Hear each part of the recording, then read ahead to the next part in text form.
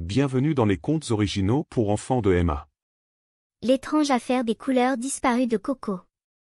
Il était une fois dans la vibrante ville de Pembrokeshire, vivait une jeune artiste nommée Coco. Avec son pinceau à la main et le cœur débordant de créativité, Coco avait la remarquable capacité de donner vie aux couleurs. Ses œuvres d'art ornaient les rues, remplissant la ville de joie et d'émerveillement. Mais un jour fatidique, un événement mystérieux se produisit, les couleurs de Pembrokeshire commencèrent à disparaître. Coco se réveilla dans un monde dépourvu de son éclat habituel. Les maisons autrefois colorées étaient ternes et grises, et les fleurs qui autrefois s'épanouissaient dans des teintes vibrantes étaient devenues pâles et sans vie. Profondément préoccupée, Coco entreprit de résoudre le mystère et de ramener les couleurs qui avaient disparu de sa ville bien-aimée. Sa première étape fut celle du sagibou, une créature connaissant bien des choses. Coco le trouva perché au sommet d'un grand chêne, ses yeux brillants d'une connaissance ancienne. « Sagibou » s'exclama Coco, « que s'est-il passé avec nos couleurs ?» Le hibou cligna des yeux solennellement et répondit, « Coco, les couleurs ont été capturées par une sorcière maléfique nommée Monochrome. Elle désire avoir toutes les couleurs pour elle-même, laissant le monde dépourvu de sa beauté. Tu dois entreprendre un voyage pour trouver son repère secret et libérer les couleurs volées. » Déterminée et armée de son fidèle pinceau, Coco se lança dans sa quête. Sa première destination était la forêt murmurante, une forêt mystique réputée pour détenir des secrets anciens. Alors qu'elle s'enfonçait davantage dans la forêt, les arbres murmuraient des récits sur le repère de la sorcière, cachée au sommet d'une montagne dangereuse. Imperturbable face à la tâche ardue qui l'attendait, Coco traversa la végétation dense, suivant la trace des murmures jusqu'à ce qu'elle atteigne le pied de la montagne périlleuse. À chaque pas, la montagne semblait devenir plus escarpée et plus menaçante, mais la détermination de Coco s'élevait plus haut que les sommets eux-mêmes.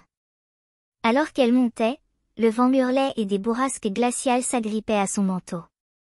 Juste au moment où son moral commençait à fléchir, elle tomba sur un cristal étincelant enchâssé dans la roche, un éclat d'une couleur volée.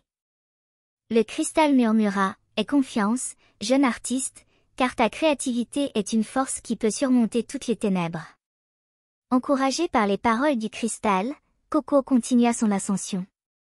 Finalement, elle atteignit le sommet, où elle découvrit le repère de la sorcière, un magnifique château drapé d'ombre.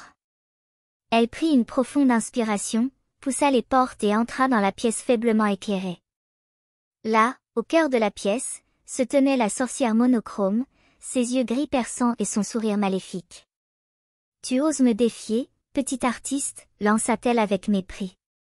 Coco se redressa et répondit, « Je suis venue pour rétablir les couleurs que tu as volées. Le monde mérite sa beauté. » Un combat de volonté s'ensuivit alors que Coco brandissait son pinceau et que Monochrome ripostait avec sa magie sombre. Coup après coup, Coco peignit des tourbillons de couleurs vibrantes dans l'air, refusant de laisser le désespoir s'installer.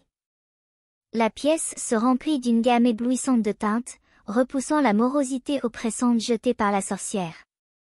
À chaque coup de pinceau, la détermination de Coco grandissait et le pouvoir de Monochrome s'affaiblissait.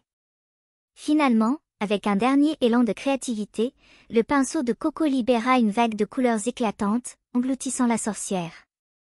Monochrome poussa un cri alors que les couleurs volées tourbillonnaient autour d'elle, brisant le sort qui les retenait.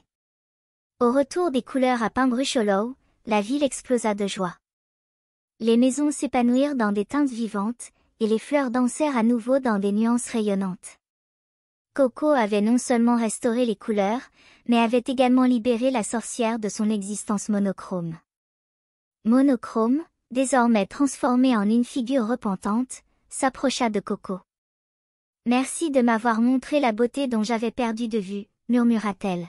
« J'utiliserai mes pouvoirs pour apporter joie et couleur au monde au lieu de le voler. » À partir de ce jour-là, Coco et Monochrome travaillèrent ensemble, utilisant leurs talents respectifs pour peindre des fresques célébrant l'harmonie des couleurs.